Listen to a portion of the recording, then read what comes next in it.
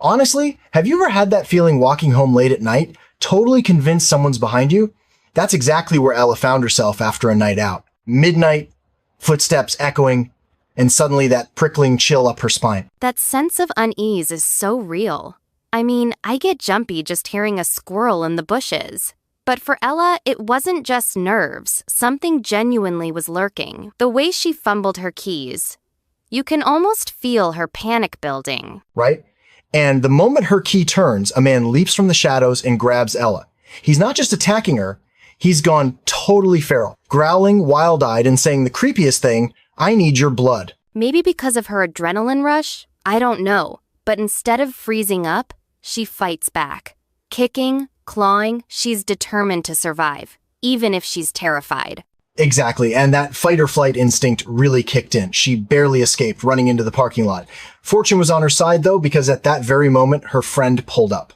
Imagine the relief mixed with panic as you see a familiar car and someone yelling, "Get in now!" Ella barely made it, just slams the door as the attacker's right there, pounding and shrieking. That kind of timing feels unreal, right?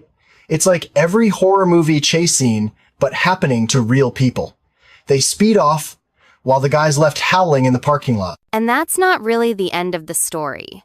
The police show up minutes later and find the guy, Tom, standing in his underwear, literally howling at the moon.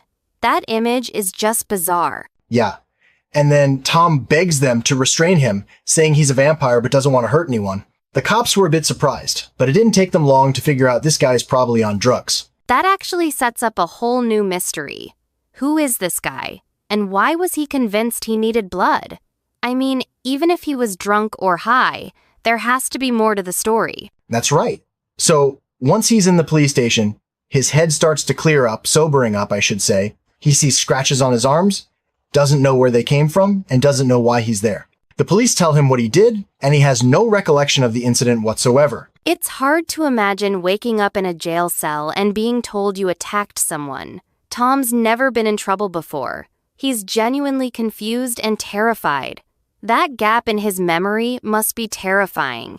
Exactly. The police walk in and explain what happened, and Tom is floored. He can't recall any of it. It must feel like you're hearing about someone else's nightmare, only to realize it's yours. I can't help but wonder what happened right before that blackout. I mean, nobody just snaps like that out of nowhere unless there's something deeper going on. So, here's where things get really interesting. Tom remembers being at a party earlier music. Friends, the whole vibe. He grabs some punch, takes a few sips, and then the world just starts melting away. That's the scary part. He describes the room twisting into a dungeon, people turning into monsters. It's like his brain just flipped a switch. He remembers running out, and then nothing else. It's wild to think a simple drink could completely warp someone's reality. That kind of hallucination is beyond what you'd expect from alcohol alone. Totally. It's almost like his mind got hijacked.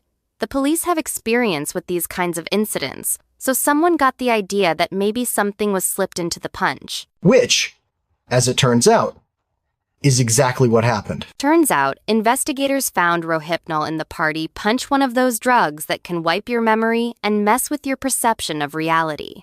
Suddenly, Tom's bizarre behavior makes sense. And it's heartbreaking. Two people, Ella and Tom, both ended up traumatized because someone decided to poison the party. It's like the true villain was never in that parking lot at all. That's what chills me most.